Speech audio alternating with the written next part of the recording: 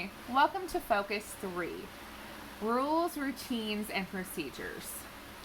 If you're like me, I'm sure you have heard the importance of having rules, procedures, and routines in your classroom since you stepped foot in your very first education class on your way to getting your teacher's degree. Rules, procedures, and routines are at the heart of what makes our classroom run smoothly. And I think a lot of times we just think, okay, we'll set them up and then we're good to go, right? We'll make rules, procedures, and routines, and then that's what we'll use for a long time. However, I've learned as a teacher that not every procedure that I come up with the very first, or every rule that I come up with at the very first, is really what the kids need. Every single class is different and has different needs. And every single year, it seems like something else is added that we need to add rules, routines, and procedures to. I mean, just think about this upcoming school year. With the way the world has been crazy, we're going to need probably different routines when it comes to hand washing, social distancing, and other things like that. Every single year, you need to be thinking, does this procedure work still? Or can there be something that I can fine tune? As you will see, the next assignment is to go through and color code the routines and procedures you have in your class. If you're like me, there's some rules and procedures that your kids know like that, and they could repeat back to you at any moment. But there's some that perhaps you just taught on the first day and you haven't had to go back to it for a while. However, it is so important to have rules, procedures, and routines. Not just because it helps the classroom flow, which is heavily important, but also, have you ever thought that sometimes for these kids, those procedures and routines are the most stable thing in their life? We work with kids that have no routines at home, that their parents, for whatever reason, perhaps they're working multiple jobs, perhaps they are part of a divorced parent home, perhaps they go back and forth every day, perhaps they don't see their parents until late at night. For whatever reason, their routine might be completely unstable.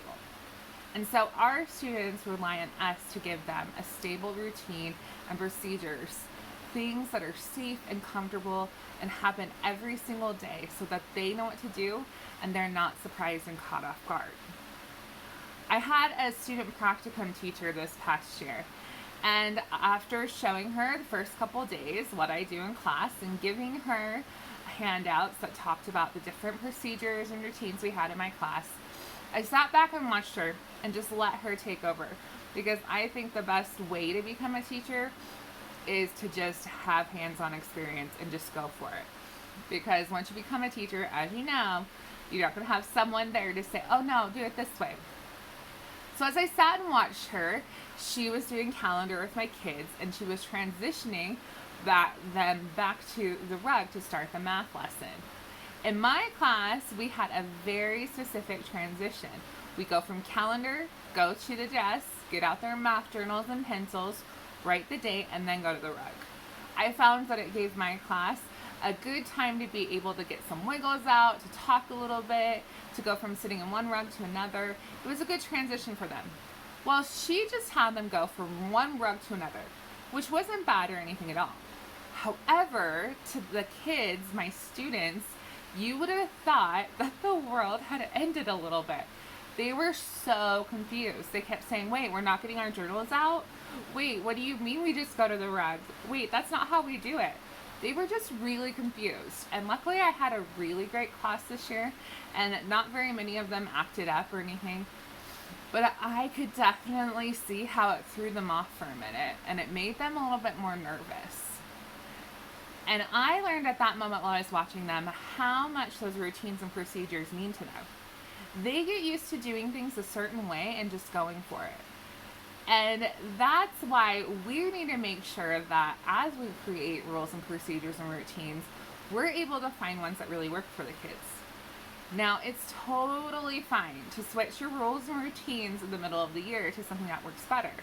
Just have a conversation with your students about why you're switching them up and what you hope to accomplish by trying something new. Make them a part of it. Have them be a part of the conversation of what would help them be able to do things better. See, once again, as teachers, we need to be able and willing to change and make our classrooms student friendly. Sometimes I think we get into this mindset that, you know what, it works for me. This is the best for me as a teacher. But then perhaps it doesn't work for the students. So at that moment, you have to think, do you want to have complete control? Is that what's important to you as a teacher? Or do you want to have more of a child-centered classroom where the rules and procedures that you're doing are helpful to them? Now, that's kind of sounds like a harsh question, but I think if we ask ourselves it that way, I think that we'll be able to see that sometimes we can let go of a little bit of our teacher control in order to get even more control and consistency by doing what's best for the kiddos. So as you go through this week, I know so many of you have procedures and routines and rules that work. But I want you to really think about those places that you can improve. Those places that perhaps are a little rocky, or those places perhaps that maybe work for you, but perhaps could be a little bit more kid-friendly or a little bit more clear. I know for me, one place I'm going to be working on is my job chart, because I get frustrated sometimes with having to explain jobs over and over. And there's a section in here that talks about a solution that I found. I hope that you are able to use this focus as an opportunity to think and problem solve and prepare for your next year's kiddos.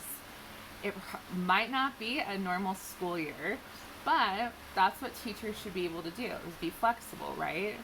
It's kind of annoying how many times people have said that to us, but if we are able to have a variety of rules, procedures, and routines in our toolbox ready to go for different situations and different kids, I truly feel that we'll be able to be the best teachers for our kiddos and have the best type of classroom. So I hope that you really do take advantage of this and you really do think and ponder of what you can do and what holes you need to be able to fix in your classroom.